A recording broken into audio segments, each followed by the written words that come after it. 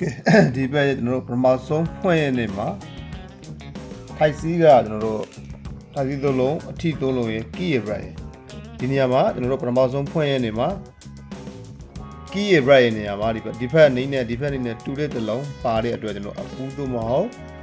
နော်ဒီမှာနော်အပူးသုံးမဟုတ်ကျွန်တော်တို့တူတဲ့တစ်လုံးကဘာရယ်နေနဲ့လာတဲ့ side ပုံစံဖြစ်တယ်နော်ဒါကြောင့်ကျွန်တော်စောစောအပူး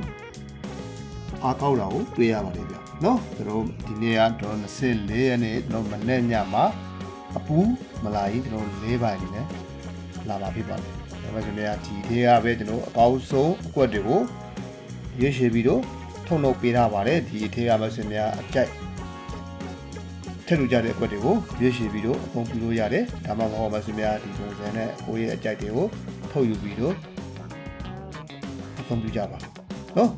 ဒါတော့ကျွန်တော်ရဲ့အစစ်လဲနေမနေ့ညအတွက်နေတိုင်းကနေဖြစ်ပါတယ်ဒီအားလုံးအဆင်ပြေကြပါစေဗျာနော်